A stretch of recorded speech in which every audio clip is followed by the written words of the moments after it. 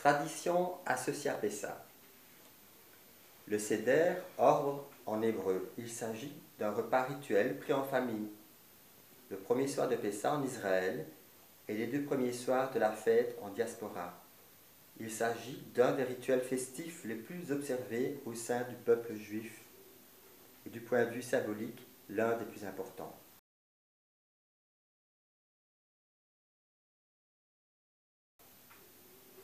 Le pain azim.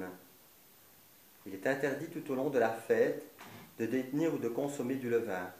C'est un interdit très strict et l'utilisation de tout ustensile de cuisine ou vaisselle susceptible d'avoir absorbé des particules de levain doit être évitée pour Pessa. Le plateau du Seder. Il est composé de 6 éléments qui symbolisent chacun un aspect de l'Exode. Zéroa, un os rôti qui évoque l'agneau pascal, Betsa, un œuf dur dont la forme arrondie symbolise le cycle de la vie et de la mort. Maror, une herbe amère qui rappelle l'amertume et la servitude en Égypte. Aroset, un mélange de noix, de fruits de vin et d'épices qui caractérise le mortier dont les Israélites ont fait usage pour construire les villes du Pharaon. Karpas, du persil ou tout autre légume vert qui représente l'espoir et le renouveau et dont l'objet est aussi pédagogique, susciter les questions des enfants. Méméla, l'eau salée qui symbolise les larmes versées par les Israélites en Égypte.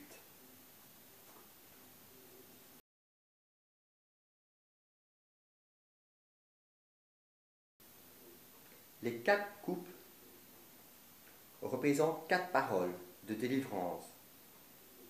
Elles sont citées dans Exode. La première coupe, je te délivrerai. La seconde coupe, je te tirerai d'Égypte. La troisième coupe représente le salut, Yeshua.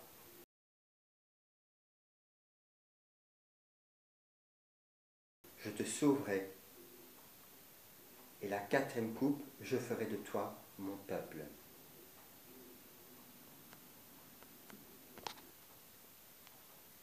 Enfin, le pain azim. Du fait de l'interdiction de manger du levain, on mange du pain azim, matzah, une galette de pain non levé faite de farine et d'eau. Il est désigné dans la Bible comme le pain de la misère, celui dont se nourrissaient les pauvres et les esclaves. Le premier pain, qui est le pain azim, représente la servitude des Hébreux en Égypte et la façon dont ils quittèrent le pays à la hâte.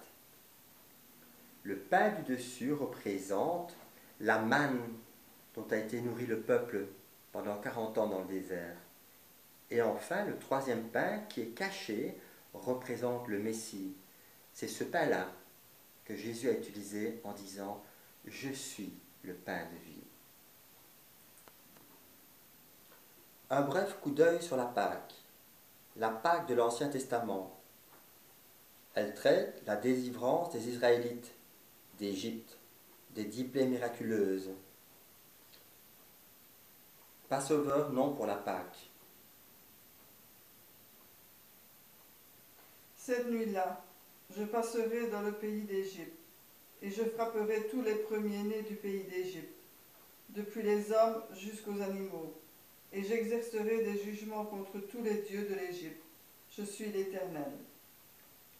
Le sang vous servira de signe sur les maisons où vous serez.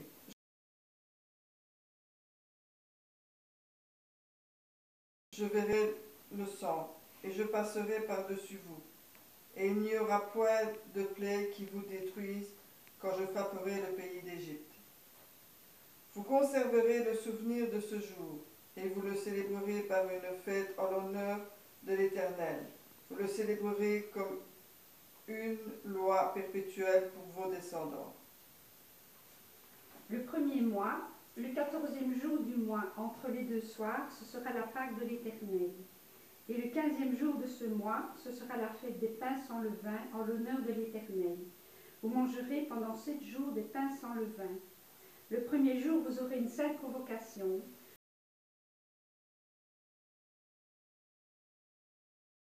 Vous ne ferez aucune œuvre servile. Vous offrirez à l'Éternel pendant 7 jours des sacrifices consumés par le feu. Le 7e jour, il y aura une sainte convocation. Vous ne ferez aucune œuvre servile. C'était pendant le jour des pains sans levain. L'ayant donc fait arrêter, il les fit mettre en prison et les donna garder à 4 bandes et des 4 soldats chacune, dans le dessein de l'exposer au supplice devant le peuple après la fête des Pâques.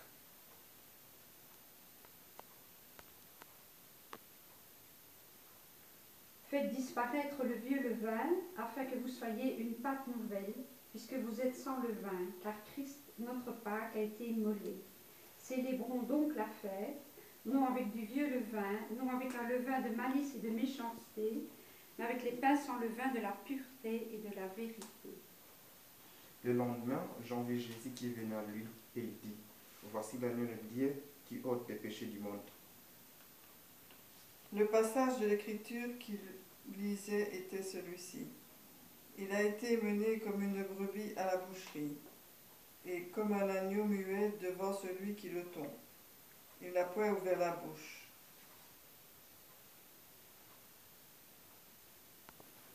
Baruch ata Adonai Eloheinu, melech haolam, hamotzi lekem min haaretz. Béni sois-tu, Seigneur notre Dieu, roi de l'univers, qui a fait surgir le pain de la terre. Il rompit le pain azim en signe de sa mort, par laquelle il mit le comble à son amour pour nous. Baruch ata Adonai Eloheinu, melech haolam, boré peri agafen. Béni sois-tu, Seigneur notre Dieu, roi de l'univers, qui a créé le fruit de la vigne. Il donna la coupe à cet almudine en disant, prenez et buvez-en tous, car cette coupe représente le sang de l'alliance nouvelle et éternelle. Mon sang versé, c'est ma vie que je donne pour vous et pour la multitude, en caporette, en rémission des péchés.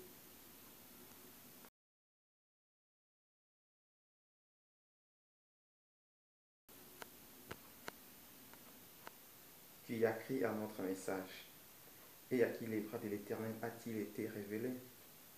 Il est monté devant l'Éternel comme un rejeton, comme une racine qui sort d'une terre desséchée.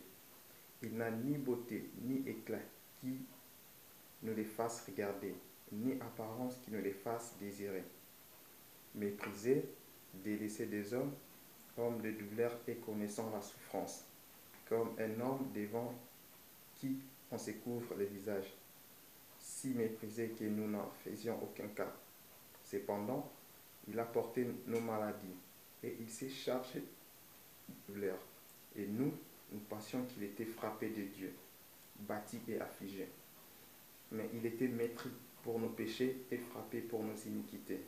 Le châtiment qui nous apporte la paix est tombé sur lui.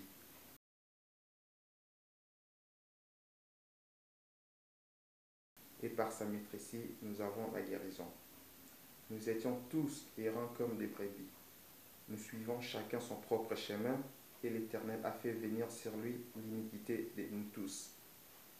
Il est maltraité, il est affligé, et il n'ouvre point la bouche comme un agneau mené à la boucherie.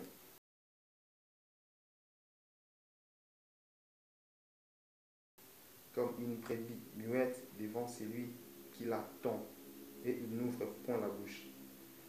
Il a été retiré de l'angoisse et de la condamnation. Et qui dira sa durée? Car il a été retranché de la terre des vivants.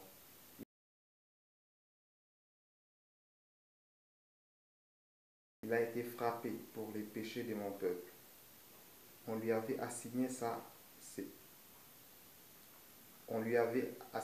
sépulcre avec les méchants, et dans sa mort il a été avec les riches. Car il n'a point fait d'injustice, il n'y a point eu de fraude en sa bouche. Or il a plu à l'Éternel de le frapper, il l'a mis dans la souffrance. Après avoir offert sa vie en sacrifice pour le péché, il se verra de la postérité, il prolongera ses séjours. et les bons plaisirs de l'Éternel prospérera dans ses mains. Il jouira du travail de son âme, il en sera rassasié. Mon serviteur juste en justifiera plusieurs, par la connaissance qu'ils auront de lui, et lui-même portera leur iniquité. C'est pourquoi je lui donnerai son partage parmi les grands, il partagera les butin avec les puissants, parce qu'il a livré sa vie à la mort.